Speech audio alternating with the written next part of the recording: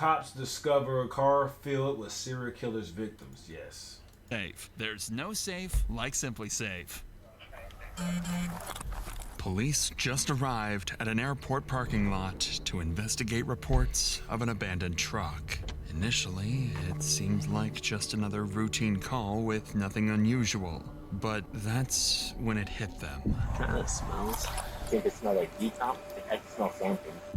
Inside the truck lay 4 brutalized and dismembered bodies hidden inside boxes. What officers didn't know at the time is that 11 more bodies lay buried and hidden in remote areas of the state. An active, twisted serial killer was on the loose, and detectives were already months behind. You remember the last time you saw him? That's better than being years. We don't care about anything else other than finding Matt, Jeff, and Justin. Whoever did that is our focus. I tied everything together yesterday when he did that. You know what I mean? Like, I know he lost them 3, man. I know he did. Taking these other 11, did you take them all to the same place? If you ever came back out to New Mexico, would you be willing to take us? Damn, New Mexico. My girl probably know this. She lives in New Mexico for a minute. It started on a Sunday afternoon when police in Grants, New Mexico received a mysterious call. A landlord had just discovered something he described as disturbing while cleaning out an evicted tenant's home. Officers immediately headed to the address to investigate. So this guy hasn't paid us since July, but with COVID going on, we couldn't evict him, so we've had nothing but problems with him. He got y'all during COVID. To move out, so I seen him today. We haven't come by, we haven't messed with him. I'm afraid I'm gonna kick his ass, you know. When I came by, he says, "I'm gonna leave you a pile to throw." Well, we didn't know which pile, so we started to load it up. While we were moving some things, and we found this puppy in this box underneath some of the kid stuff, you know. Okay. Damn. So we go to put the puppy in the bag because we were gonna bury it, and then we see that they had tied a cord on its neck. Okay. Well, we've had, like I said, nothing but problems with these guys, so I at least want to put a report on file. I know we won't be able to say who did it and when, but that needs to be associated with him, you know, because we're gonna take him to court for a lot of other things, and if I can just have that on file, it'll help. Okay.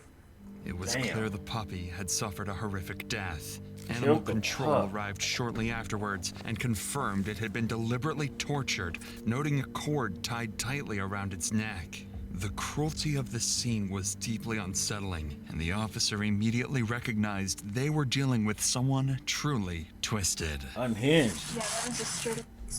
Absolutely.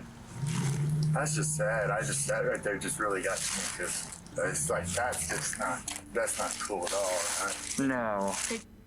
Absolutely. Cruel, awful people. Yeah, we tried to get in, the landlord, the owner, he tries to go into his house. They went in, they painted everything their own colors, and they just ruined everything. Oh, wow. Unfortunately for investigators, the puppy was just the first body. And in the coming days, police would uncover more gruesome scenes, strange disappearances, and disturbing evidence pointing to something far more calculated than anyone expected. You just got bodies at the airport? That same day, Detective Robert Turney was assigned a missing persons case involving 19-year-old Matthew Miller. Matthew's grandmother had called 911 a couple of days earlier, worried. Hey, no lie, this is the edits on this is crazy. Shouts out to the editor. Because she hadn't seen or heard from him in nearly a week. It turned out police were already familiar with Matthew and knew he had previously struggled with substance abuse. So initially they assumed his disappearance was drug-related. Maybe he overdosed somewhere. But Matthew's family insisted something was different this time and urgently requested to speak with detectives. Trusting their instincts, Detective Turney decided to visit Matthew's grandmother, where he would discover some unsettling new possibilities.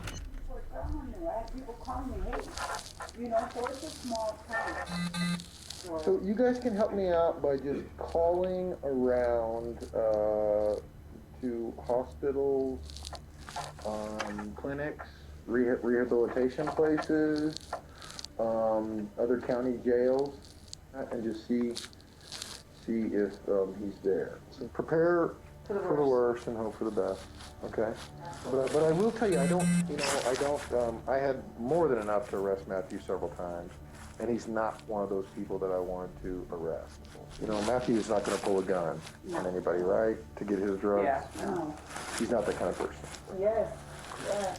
Okay. Police admitting he ain't arresting He fiends. probably has a little bit Boy. of a complex. Police right there in 4K He's that kind of person. admitting he ain't arresting real fiends. hesitant to reach out and tell you guys the actual truth about this person took advantage of me. Yeah, no, he Crazy. You know what I'm saying? So just forgive him. All you can do is tell him you love him and you forgive him and go from there. After rehashing some information with Matthew's family, Detective Turney would go on to learn some critical details.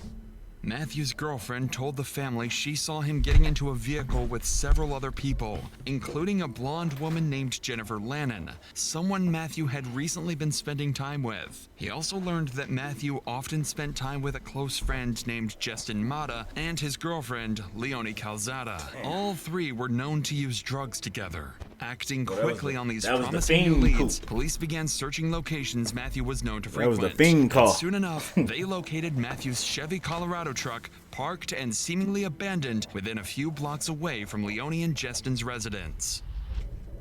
The truck was dirty, locked, and appeared to have been parked there for several days. Inside, detectives found clothing and personal belongings, as well as several unsettling items including a pair of rubber gloves and a shovel lying in the truck's bed. Unsettling, he was a dope fiend. Dope fiends be having all types of random shit. You ever seen crackheads walk down the street? Them niggas be having a whole basket full of random shit. Rollerblades, fucking pots and pans. Them niggas got pots and pans, no stove. You feel me? Portable fucking swimming pools and shit. All types of random shit. Tires. He's a fiend. A fiend with a car at that. So he can get all types of random shit in there. They also found multiple cell phones that were damaged in the front and back seats. It seemed clear Matthew hadn't intended to leave the truck there, and detectives sensed something wasn't right. Immediately, investigators canvassed the area and found surveillance cameras nearby, one of which captured Matthew's truck arriving at Leonie and Justin's address on January 26th, just 3 days before Matthew was reported missing. With these new alarming discoveries, Detective Turney knew the next logical step was to urgently speak with Matthew's friends, Justin Mata and Leonie Calzada, hoping they could shed some light on the situation. However, when they arrived at the couple's residence, they would quickly realize Matthew wasn't the only one missing. Them little kiddie pool joints, them blue joints, they be having them. Especially when it's hot. They be having them. No, just you? You sure? Okay, you okay if I come in? Hey, guy. My name's Robert. He's gone. He's gone. He gone? Yeah. Hey, buddy. Okay. This is Leonie Calzada, the girlfriend of Matthew's close friend, Justin Mata, and someone detectives suspected might know exactly what happened to Matthew. This is very, very important. We're looking for Matthew Miller. He's been missing for over 2 weeks. When was the last time he was here? Maybe a year ago? A year ago. When I first got this place, yeah. When I first got it, last January. He hasn't been here since then. Like I know it very well. What if I got video of his vehicle? Maybe Justin had him here, man, when I was having myself. Okay. When was the last time you saw him here? When he was in the place, once to bring him over, I first got this place. A year ago? You think Justin would have, He would have, yeah, probably. when you weren't here? I wouldn't, we were intentional, yeah. Because they said all that, yeah. But he left on 17th and came back. And then I went, 17th, that's a long time ago. yeah, and then I went to talk to the guy in Kingman. He's like, yeah, they left each other there during the night and they're in Arizona. Do you have any kind of way to contact What year was this? Justin? You got a mask on. It's a He pandemic. just left him, him took off. Well, what's his phone number? He don't have it. Email, He took Facebook? He took my phone, it's not working. Took my phone, yeah. Took a wife, When's the last time you had any kind of communication with That's Justin? when we said to go by Coke, so I'm going by Coke. What I would like to do, all right, is look around your house for any kind of evidence of Matthew Miller or any kind of foul play. I'm not looking for anything other than that. According to Leonie, her boyfriend, Justin, had also mysteriously vanished, and she hadn't seen him since January 17th, nearly 2 weeks before Matthew was even reported missing. But investigators knew something wasn't adding up when Leonie insisted she hadn't seen Matthew in nearly a year. Surveillance footage clearly showed Matthew's truck outside her residence just days before he disappeared. With their suspicion mounting, detectives decided to search Leonie's home, hoping to uncover whether she might be hiding something. Or someone. Did you notice anything strange that happened around here? Did you notice anything different around here? Like signs of any kind of blood? Needles? What about needles or fentanyl pills or anything like that? That's what he's using, I'm not sure though. The lights. Yeah. What's the gas? There's already. Okay, I can only find one person dead in a trunk per year. That's my max. Despite their best efforts, investigators found no signs of foul play or violence. Still, Detective Turney couldn't shake the feeling that something was overlooked, so he returned to speak briefly with Leonie, unaware she'd drop a crucial clue. Uh-oh, Leonie, snitching on yourself. The 17th, Justin Mata with Arizona. Yeah, with Jen Cannon. As of the 17th of January. He left us in his life. Leonie revealed that Justin had recently taken off with another woman named Jennifer, supposedly heading to Arizona to re-up on drugs and make some money. With this new detail, Detective Turney now found himself investigating the disappearances of 3 different people: Matthew Miller, Justin Mata, and now, potentially, Jennifer. Not yet aware just how closely connected these cases really were. So to move forward, Turney quickly looked into Jennifer and discovered she had recently been reported missing by her ex-husband, Sean Lannon. Oh yeah, That name sounded familiar to Detective Turney, because just days earlier, officers had responded to a disturbing call. Boy, this nigga was a serial killer during the pandemic. Police don't got nothing, they don't have a lot of crime going on. Ain't that much happening during the pandemic, so if you really out there killing niggas, oh man, it's only a matter of time. Because they really ain't got nothing to do but sit there and solve shit. Everybody else is supposed to be in the house. Man, you know, a few people, oh yeah, the beginning of the beginning of 2021 for sure. For sure. Tough. All at 817 Kingman Avenue, the same property where the remains of a tortured puppy had been uncovered. And the tenants evicted from that very house, Sean and Jennifer Lannon. Finally, investigators were starting to connect the dots. 3 people, all closely linked through drugs and personal relationships, had vanished within days of each other.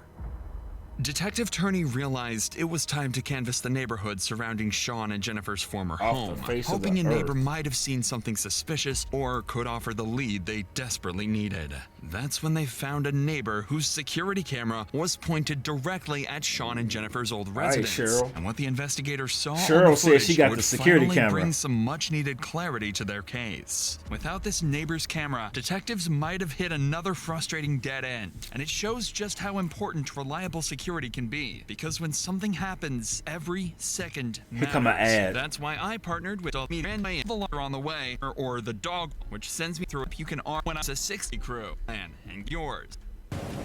Just another Ring camera. On January 26th, Matthew is seen entering Sean's home, but investigators never see him leave.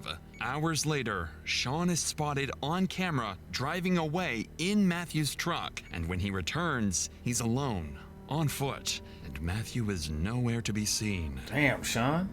2 days later, on January 28th, the same camera recorded someone loading household items into a red Dodge Dakota parked outside the residence and driving away.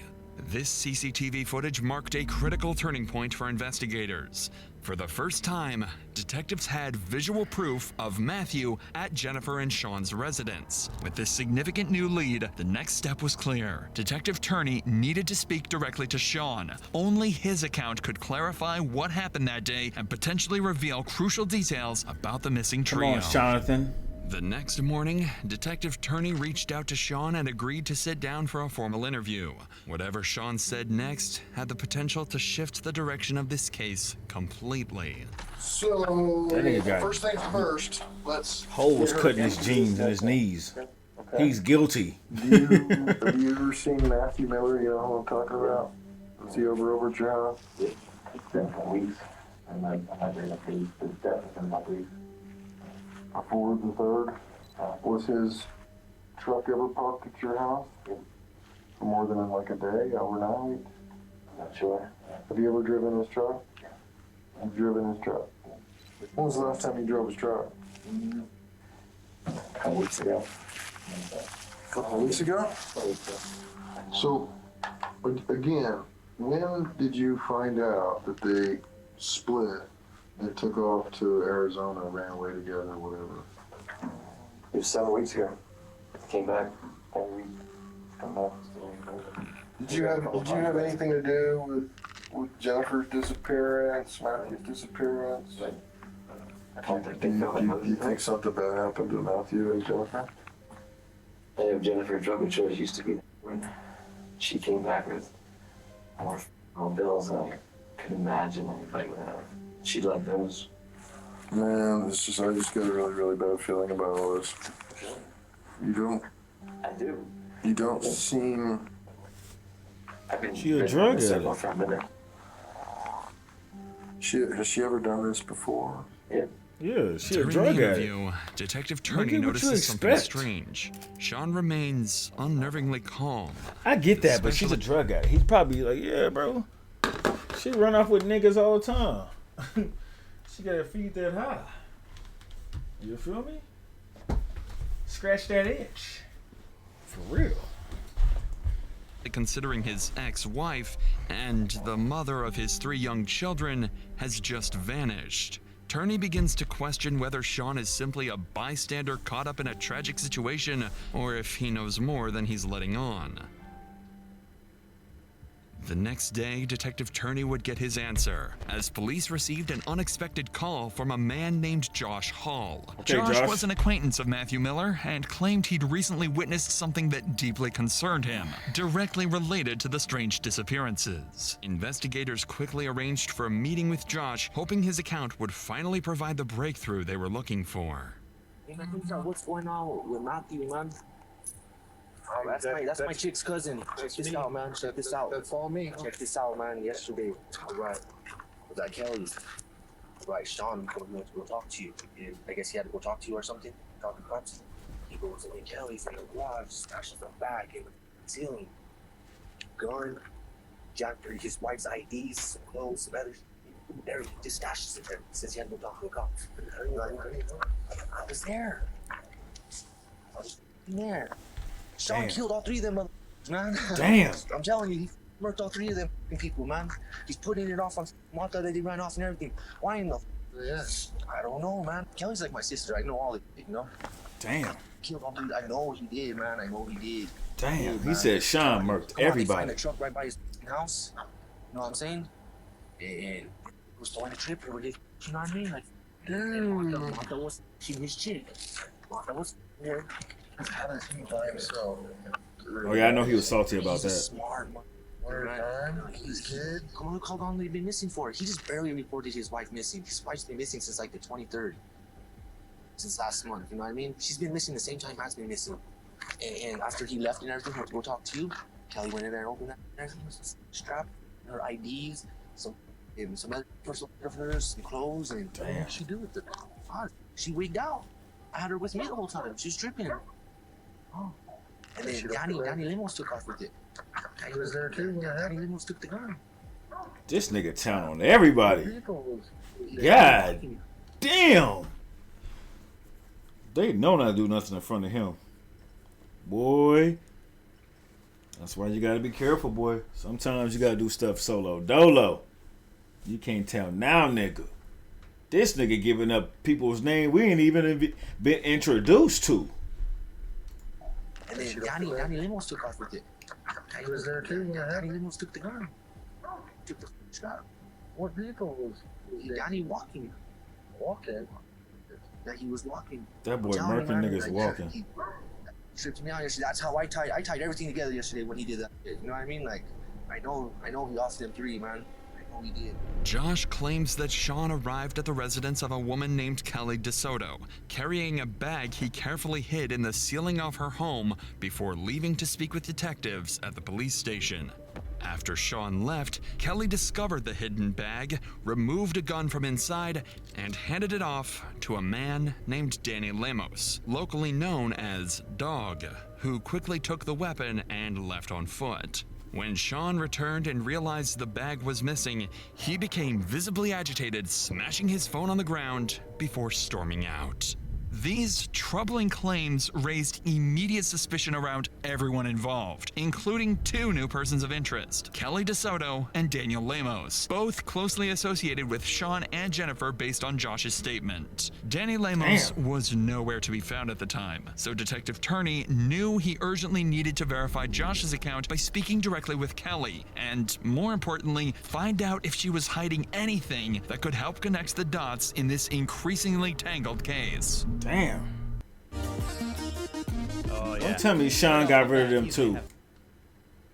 Don't tell me Sean just getting rid of anybody. He's the motherfucking John Wick. If he don't fuck with you, he just, hey, snap his fingers, Thanos, you gone.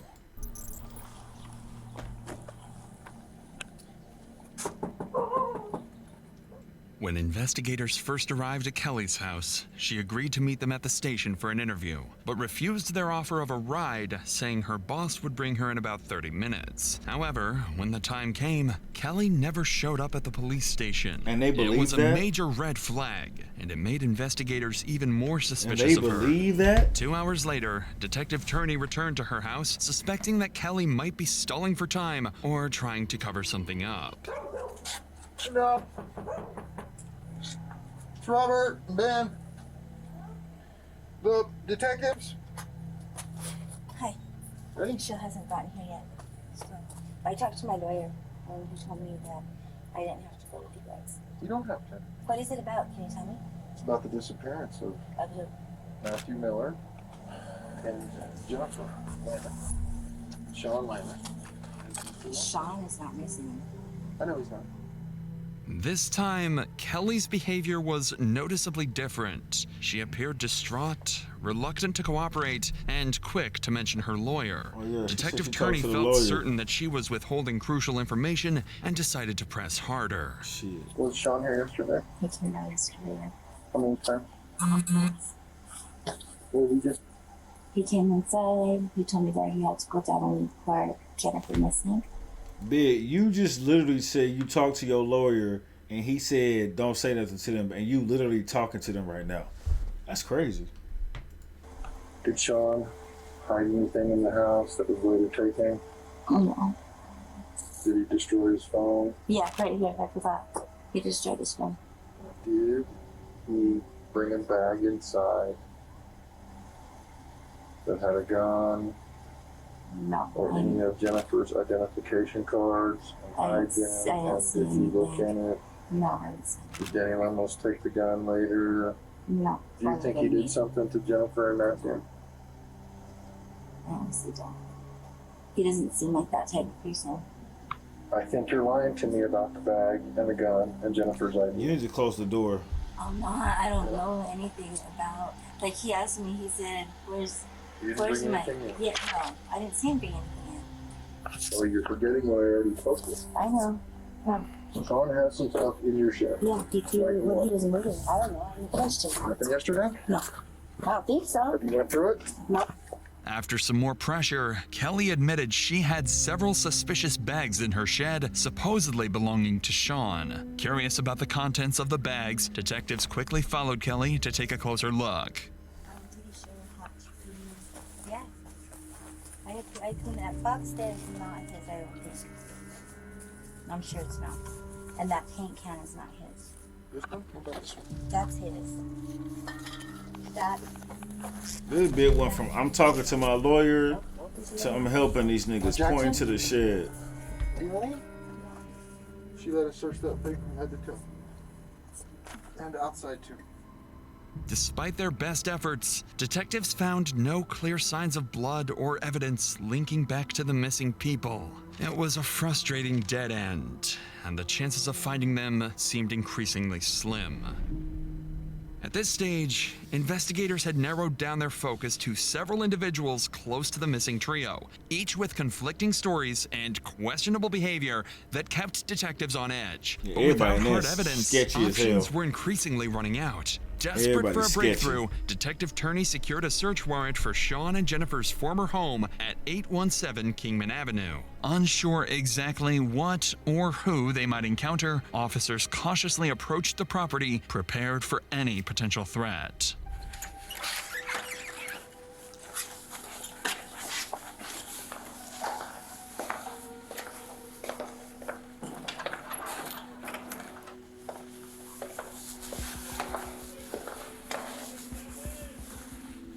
The niggas repainting?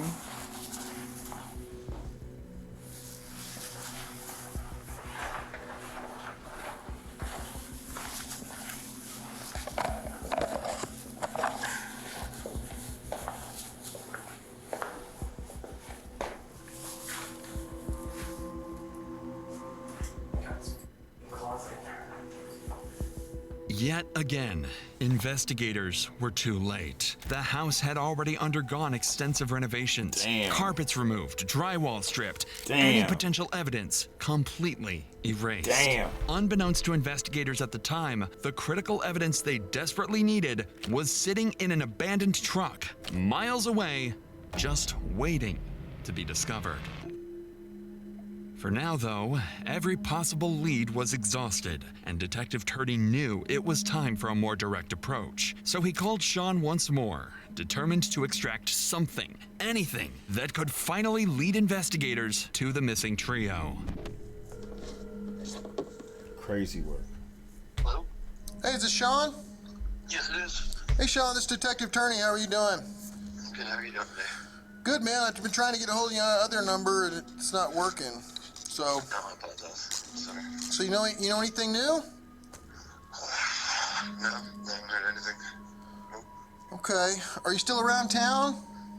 No, I'm in Albuquerque. No, we've made some progress here and there. I've got a bunch of pictures of different vehicles. I'd like you to take a look at, see if you could help me identify them.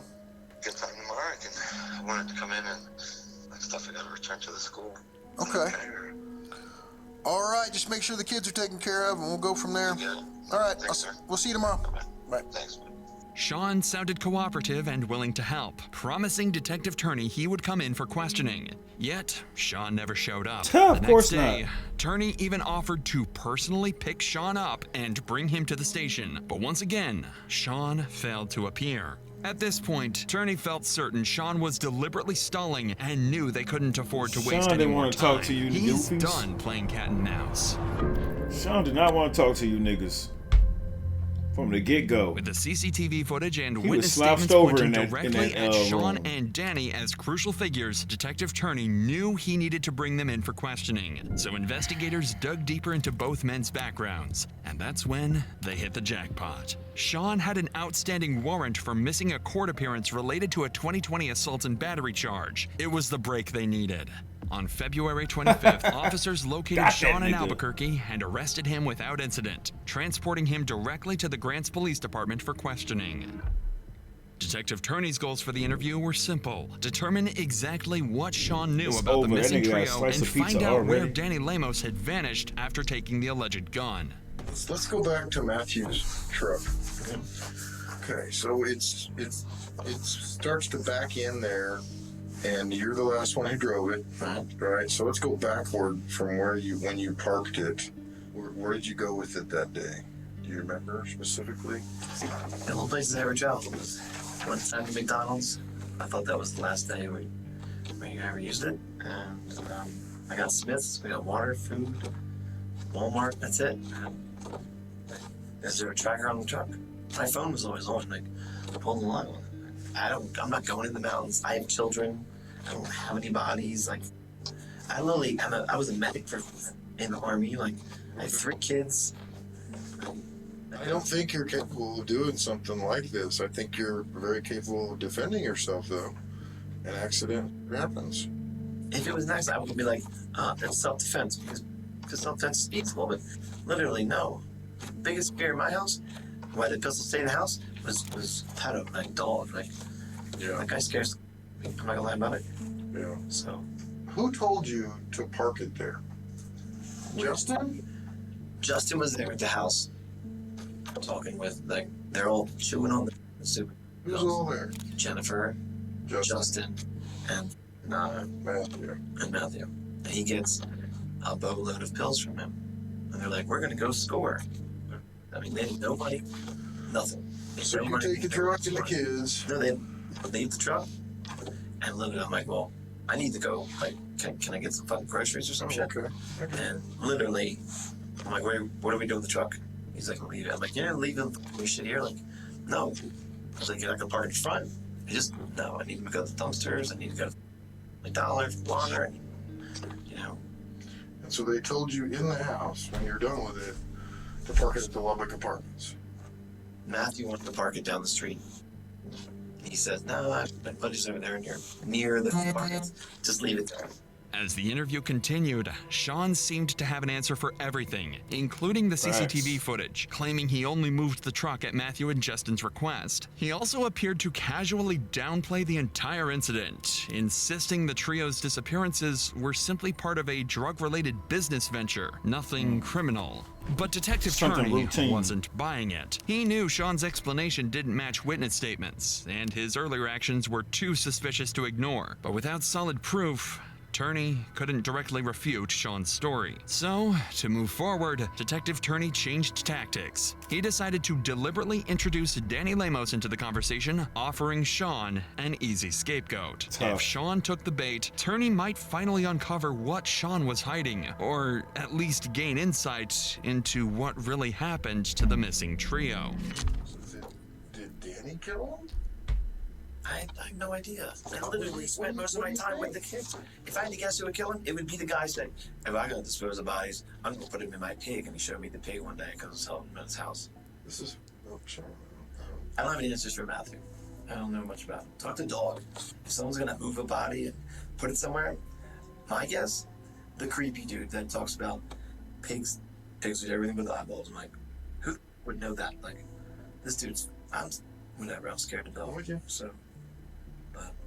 He keep iterating. I'm scared of Dog. I don't know what the fuck I mean. Look, he keeps saying over and over, I'm scared of Dog. I got the gun in the house because of Dog. I don't want Dog around my kids. I don't know what he's capable of. Cops is very smart giving this nigga an easy scapegoat, especially to someone who's a minority, has all those tattoos, probably been to prison a couple times, has the reputation. Right away. Appreciate it. But we hid in the house. We didn't go anywhere. I definitely didn't leave my kids for 5 hours. I couldn't find the blood for the other one. Just as planned, the moment Danny Lemos' name came up, Sean seized the opportunity and implicated him. Like a snake. Pointing to Danny's violent nature and even suggesting his ability to dispose of bodies using pigs. Beyond those accusations, however, Sean stuck to his story for the rest of the interview, denying any involvement in the disappearance. Without solid proof against him, detectives had no choice but to end their questioning. Still, Sean wasn't completely free. His outstanding warrant for failure to appear in court meant he'd spend the next 7 days in custody, and officers immediately transported him to the local jail. Should spend another 7 for them jeans. Investigators spent the following week interviewing acquaintances, re-examining evidence, and piecing together scattered leads. During their interview, one detail caught Detective Turney's attention: the mysterious red Ford truck that was spotted parked outside Sean's residence, later leaving with unknown contents loaded in the back. Investigators had not yet located this truck, and Turney strongly suspected it might hold something crucial to their case. For now, though, 3 people remained missing, and How you police put narrowed a their focus truck to with 3 2 prime bodies in suspects: the airport? Sean Lannon, who was recorded on surveillance driving Matthew's truck and potentially connected to the missing red truck, and Danny Lemos, who allegedly received a handgun connected to Sean before disappearing himself. With each passing day, Turney grew more convinced that the missing trio had been murdered, and that Danny their 2 too. prime suspects likely held the answers. But the window to find something conclusive was quickly closing, because on March 3rd, Sean completed his short jail sentence and was released back onto the streets, significantly raising the stakes. Now facing the possibility back of in these losing another streets. prime suspect, Detective Turney knew he had to act fast. All he needed was just one single lead, some hint of where the bodies might be hidden.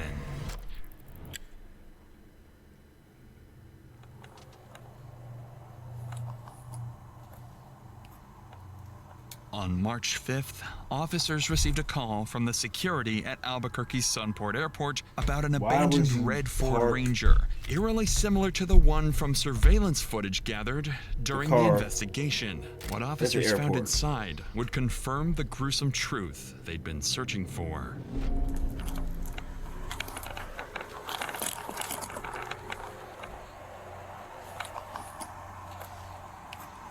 Kind of smells.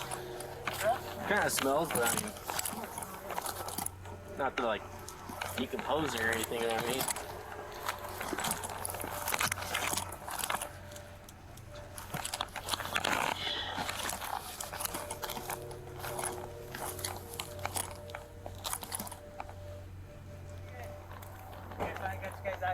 Yeah. We called it in 1:30, but they said they didn't want to. They didn't want to send anybody out here. There's a pretty foul smell coming from the vehicle. Yeah. Every so often. I don't know if you noticed. Yeah, I can't really tell what it was. It didn't really sound like. I couldn't really think it smelled like decomp body or something like that, but I don't know. But yeah, I can smell something, but I can't tell what it was. It also smells like dirty. Maybe Driller? Nah. Yeah, I'm he ain't in no we'll check streets. them and all that good stuff, so. Drillers are in the In streets. the back of the This truck nigga's just a serial killer. were several sealed storage ain't no bins, street nigga. emitting an unmistakable smell of decay. And inside were the dismembered bodies of Jennifer Lannon, Matthew Miller, and Justin Mata. Jennifer had been shot at close range in the head. Justin had also suffered a gunshot wound to the head, along with severe blunt force injuries. And Matthew's body showed clear signs of massive head trauma, evidence he'd also been beaten to death. But the horrors didn't end there. Hidden beneath a tarp in the passenger seat was yet another body. Randall Apostolon, the truck's owner. His body showed signs of severe blunt force trauma, and a bloodied hammer found nearby was clearly the weapon used to kill him. Investigators found more disturbing evidence inside the truck. Multiple serrated knives stained with dried blood, a handsaw, and several pairs of industrial gloves, all clearly How pointing you to a keep calculated, the cold-blooded murder weapon near the bodies? It was still unclear to investigators why Randall had been murdered or how his death was connected to the other 3, but they wouldn't have to wait long to Why? find out. Detectives urgently turned to the Albuquerque airport's surveillance cameras, knowing the truck hadn't driven itself there. And it didn't take long before they spotted exactly who they were looking for. On March 3rd, Fucking 2021, just 2 days before the gruesome discovery, the airport's cameras captured Sean Lannon driving the truck into the airport parking lot, exiting the vehicle, and leaving behind the bodies of his 4 victims. Finally, Of detectives course. found their killer. It Sean was time to goofy track ass. Sean down and bring him in. Why would you take it to On the same airport? day the bodies were discovered, police so urgently clowny. scrambled to track down Sean Lannon, but it was already too late. Sean had slipped out of Albuquerque and vanished. Immediately, the U.S. Marshals issued a nationwide alert believing Sean posed an active threat and was possibly on a violent crime spree. Authorities across multiple states joined the manhunt to track him down before anyone else was harmed. Then, on March 9th, Detective Turney received a disturbing call. U.S. Marshals informed him that Sean Lannon was now wanted in connection to another murder, this one committed just a day earlier in New Jersey. How the Authorities hell? had linked Sean to the murder of Michael Debkowski through witness statements and surveillance footage that placed him directly at the scene. A quick background check also revealed the victim wasn't a random target. Debkowski was someone Sean had personally known for many years. It was an alarming detail that made it clear What the Sean's hell? violent spree was far from over. Now, with 5 bodies discovered and a serial killer on the loose, police knew anyone in Sean Lannon's circle could be next, and they had to act fast. Federal authorities urgently so. tracked Sean's movements, closely monitoring surveillance footage and cell phone data. And finally, on the morning of March 10th, U.S. Marshals pinpointed Sean's location in St. Louis, Missouri, and they quickly moved in and captured him without incident. Sean, how you tell the police that your phone, when you came in the last time, you was talking about a tracker on the truck, and you were talking about your phone. Y'all could check my phone. But how you get caught using your phone knowing you on the run for 5 bodies? You's a dumbass. Sean Lannon was immediately extradited back to New Jersey, finally putting an end to his killing spree. By now, the evidence against Sean Lannon was overwhelming. Investigators had more than enough to charge him, but there were still critical questions that only Sean could answer. They still needed to understand exactly why he committed these horrific murders and determine whether he acted alone or if others helped him carry out and conceal evidence. When Detective Turney sat down face to face with Sean, he expected more lies and deception, but surprisingly, Sean didn't resist or deny anything. Instead, he resigned to his fate, openly admitting he was tired of running and knew his capture was inevitable. In his own words, he simply wanted it to be over. So, with nothing left to hide, Sean would give detectives exactly what they hoped for. A chilling, detailed account of the murders and the twisted reasons behind each one. Yeah, let's get that interrogation room footage. My time wasn't enough to take her life, so she wanted me to make sure she went too, for sure. Because I realized she was breathing. She wasn't gonna OD. I went in the other room, psyched myself up, repeating that kind of emotionally charged statement of, "You killed the Garrison baby." So I had whatever to do it. I put the pistol on her head, and I pulled the trigger. Threw it on. A couple seconds later, I was positioned on the bed too. I put the pistol in my mouth. My handle up. Just slipped past my teeth. My son cried out. I was like, what do I do now? Pull the trigger, kid's gonna see both of our hands went off. I rolled off so the rounds out of the gun, put it in the dresser. Closed the bedroom door, got the kids normal, set them up to be in the other room. We didn't have a vehicle. My John's boyfriend drove the truck on the car yard. So I pretty much lived here into to a storage bin, a long one. The sheets that were around here, the bedding was in the bag, in the box too. A day later, I tried to dismember her to put her in containers. It didn't work. It was awful and traumatic. Just thinking about it. It still haunts me. I knew I was living on borrowed time at that point, so I needed to get my kids somewhere safe to cope. So I continued with packing everything up, all the while still mating just enough that he's responsible for the drugging and doing that to my kids. It took like a week. I came to the house. So I was in the laundry room, connected to the garage. That's where I killed him. Just before I killed him, he offered up a trade. His phone had pictures of Shawn Michael was standing there naked in my living room. I don't know what his name was, the boy, or Matthew Miller, whatever that his name is. With his on my son's shoulders. Damn. I was like, who sent you this picture? He's like, I don't know it's real. He's like, I took the picture. I was like, well, you took that picture and you just advanced the guy in the picture. So, I said, there it is. You know, he was right over the van where Jim was hiding. He wanted to know if he could do a shot before it took his life. So I said, well, if you find any in the vent, so he literally was looking down in the vent. You can see it coming. And I shot him in the back of the head. It wasn't something I was proud of. He's a pretty tall dude. I had the dismembered almost to the point a day or two later. It disgusted me. That's gross. I had to work up the nerves just to move his bodies. So there's so much blood. That's why I had to pull the floor up in that room. I still had a room that was, the flooring that was pulled up in the kid's bedroom. A piece of landlord never fixed the water leak. And the carpet got molded. It was unsafe. The carpet was outside the house, so was the padding if they fell through some other reason. It was still there when it left. It took 2 hours before I had enough the ability to even go near Justin. When you got Justin over there, was this shortly after? Like how long between the time that you Jennifer, shit crazy, Justin? It was at least a week. Took a while. Did you get him to come over? I was baiting this if I was Jennifer on the phone. Damn. So you thought you was to meet Jennifer? Yeah. I also had pictures of Daniel Lemos and my son. I never got my hands on Daniel Lemos. I fully intended. So I was heading back to New Mexico for work. Like yesterday. You know where Danny is? If I did, it'd be in the box.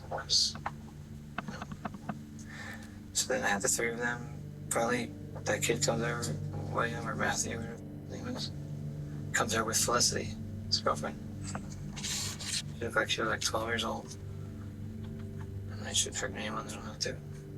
So he's like, they're looking for money for anything. I'm like, I give you a food card. I like, just take like $40. I was like, all I need is later in the week, give me a ride to get some water. I'm having less drink than I want. So one of those times he came back, he didn't have Felicity. And that's when I shot him in the back of the head. I had one of his vehicles in Albuquerque. At some point he brought me the box that put him in the back. I couldn't open it up, I couldn't fill it with enough money to get the vehicle, so he was gonna take the truck back, so I found somewhere else for the boxes of A's storage containers. I was gonna hold them for $150. He wanted another $300 once we got to his place, Randy. Wanted another $300 to hold the boxes. So I didn't have $300. So he's like, well, I'm gonna drop you back off. So we left, came back to the Pearl. The box was still in the back. Pulled in right there. We got in a fight. I killed him in the front seat. He was in the driver's seat. Throughout his confession, Shaw Damn. remained eerily composed, This showing nigga's almost calculated. no emotions. Even more chilling is the fact that just hours after dismembering the bodies and brutally killing Randall, Sean was picked up by police on an unrelated warrant and sat Laughing, across from Detective smiling, Turney, cheesing. coldly denying any involvement, while a truck full of bodies was parked just a few blocks away. So Tuesday, I took the I grabbed the truck, and I didn't know what to do with it. I don't know anybody. What do you do with the body? So I wasn't trying to. I knew at some point it was going to get caught. I just wanted the kids back home. I took them to the airport the day before, and I positioned them. Just everything was the same. Secured the vehicle. That's not obvious. And then I took I believe it was an Uber. Took it home, right to the Pearl. The next day we flew out. I'm waiting on time. Again. At some point they'd find the bodies at the airport in the box. And Nigga, you could have went to last the film dump. test was The man that was me as a child, my big brother. Big brothers, big sisters, whatever. They got pictures too. Wanted the pictures back. He didn't want to give me the pictures, so I started beating him. Then he gave me the pictures. I took his life. So, I'm proud of that. I'm proud of that yet. I did fly in time to make it back to finish Daniel Amos. The last victim in Sean's killing spree was his former mentor, Michael Debkowski, a man Sean accused of abusing him during childhood and believed still had photographs of that abuse. When Debkowski refused to hand over those photographs, Sean killed him. All these without pictures he's hesitation. talking about, But just as pictures of his detectives son. thought they Where heard these everything pictures from at, bro? Sean, he would make one final shocking statement. There were even more bodies waiting to be found. And so the other 11, you said started about 2.5 years ago, 3 years ago?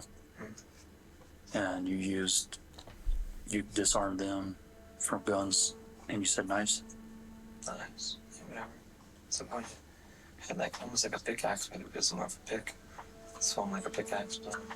Was like if you had to think back, like how many out of the 11 were shot and how many were stabbed? Like if you can elaborate on any of that. 2 were shot. 2. And then how many were stabbed? What's the rest of them? That one. The rest of them. So 9. According to Sean, he'd killed at least 11 additional people, mostly drug dealers tied to Jennifer, and hidden their bodies in remote areas of Malpais National Park. Detectives approached these claims cautiously, knowing Sean was a skilled manipulator who mixed truths with calculated lies. Perhaps this was his last attempt to influence the outcome of his trial later on. But despite extensive searches, no additional bodies were ever discovered, and Sean's claims remained unverified. Detectives also investigated one of the key persons of interest directly implicated by Sean himself, in the game. Danny Lemos. He was located in Albuquerque and arrested by U.S. Marshals on March 25, 2021.